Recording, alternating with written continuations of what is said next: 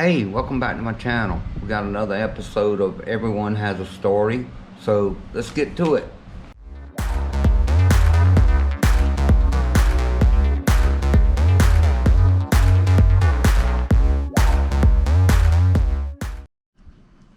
Okay, just tell us your name, where you're from, did you have kids before in another country, and just a little bit of background about yourself. Okay, name's Mike Tchaikovsky. Born in Scotland, spent most of my life in England. Married 3 times. Back in UK, 2 kids, both boys. One is 41 and the other one's 36 now. They come over here, they both like it over here. That's about it, really. What else do you want to know? Well, tell us about your work history. I know we discussed one time about you getting abducted or something, and those interesting stories, What was your job? Or Right, well, I spent 22 years in the military, in the army. So travelled a few places. When I came out, I spent some time working with Caterpillar on their large engines, and I was asked if I would move to Nigeria to look after the gas engines over there for them, which I did. And I spent 10 years over in West Africa altogether. The majority of that time was in Nigeria. And it was during the time I was working with the gas engines. We'd gone up the Niger River to a flow station. Can't remember the name of the place now, but it was about 4 hours away, and we had to go by road to a place called Yenagoa Bridge, and then we would go down onto the river and then into a boat and go up the river for a couple of hours, and then another vehicle would pick us up and take us up to the flow station. And we'd done what we had to do, and we were on our way back, coming down the river again, on one of these boats, and there were some guys on the bank waving away at us, and so I just says to the captain of the boat, just keep going. And he said, no, we have to stop, we have to go see them. So okay then, so as we pulled over, all these guys jumped on the boats with machetes and big poles, and then accused us of sinking one of their big canoes that they have, carrying sand.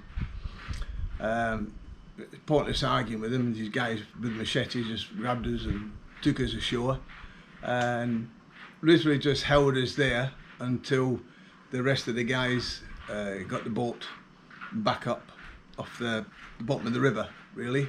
It was a couple, maybe 2.5 hours or something like that. Not very nice, but I can look back on it and laugh now, because we probably never done anything to us anyway. Just fact, all these big coloured guys with machetes. Yeah, were you scared at the time? Not really.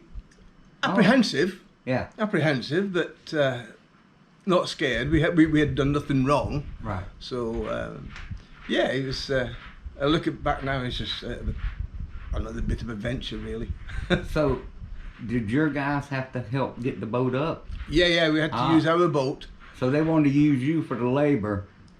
Yeah, to get their boat up. Holding us so that our guys would do it. So they just used their boat, our boat, fast onto theirs, and just rocked it backwards and forwards until we managed to get it up on the bank, and the water started coming out. Then they all just jumped on, started shoveling all the sand and the stuff at the bottom, and I just got the captain and said, like, let's go. Awesome. He jumped back in ours, dumped the rope, and off we went. That's an interesting story. You got any more interesting stories? Oh, yeah, plenty. Okay, let's hear about. Oh my God, where do we start? Again, when I was working down there, we worked to the other way, deeper in the south, and Shell, who was one of the main old people out there, had given a village up the Emo River a gas engine, power generator, quite a big one, about a megawatt size, and it was sitting in the middle of this village, and we'd gone up there. There'd been a problem with it, and I promised, I don't look, we stripped it down, it needed some new bits, so we said, okay, we'll come back tomorrow with the bits and we'll redo it. And the next day when we were doing it, I turned around and spun my knee, if you like, over there's a big studded bolt. My boot just stopped against it. The knee went round, and so I was just sort of like hopping in pain for a while. And to get to this village, you have to pass the king's house, and there's two huge stone lions either side of his gates, and everybody was watching us trying to get this thing going so they could have power again.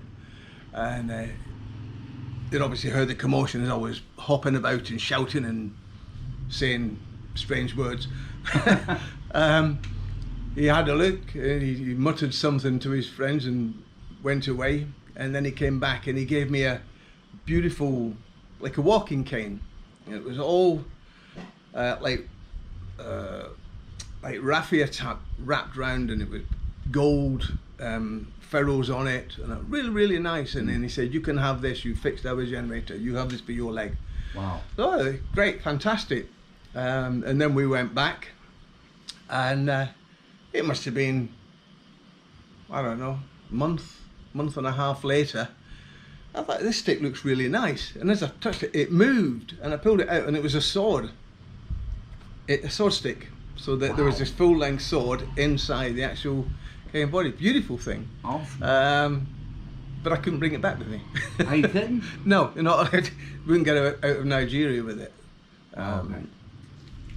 Either hand luggage or hold luggage. You know, they wouldn't let you do that. Yeah, it was quite good. And then we had there's been some not so good ones.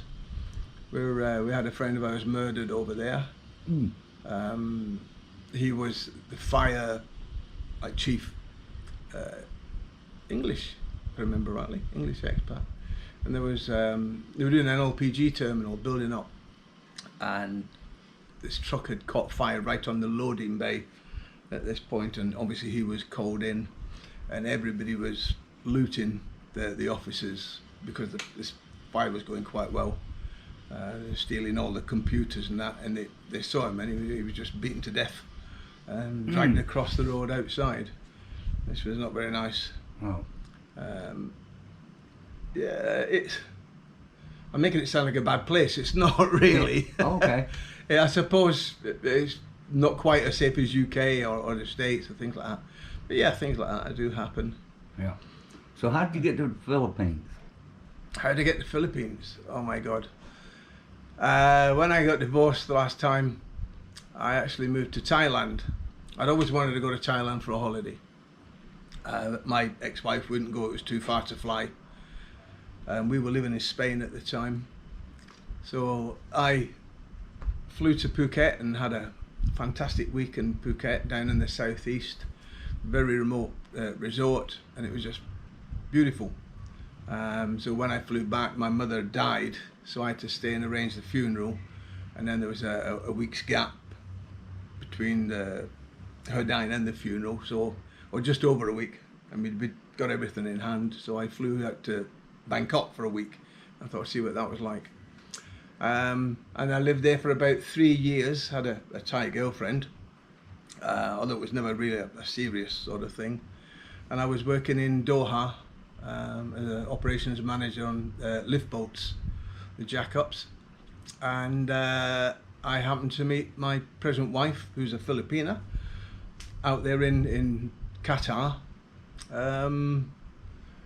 Long story short, the Thai girlfriend was finished, and we got married and came here. I didn't want to go back to UK. Yeah. That's all ever, so it was much easier to come here. Awesome. Yeah, been here 6 years now. 6 years. So what are you doing in the Philippines? I know you had a business, but you've recently closed it down. And yeah, I had a like a chandlery type business selling boat spares and boats, water sports equipment, diving gear. But with the local regulations on permits and things, I decided it was a waste of time, closed it down after a few years, and went back to being retired. Now, so we've opened a small farm up, more like a large allotment really, chickens, ducks and fish. Awesome. And you're making wine. I'm making wine. Awesome. Yeah. So we'll do a video on that one day on the process of you making the wine, and you can show us how you do all that. Well, man, thanks. No problem. That was awesome. Okay. That was a good one. That was a good one there. That'd be seen by a couple thousand.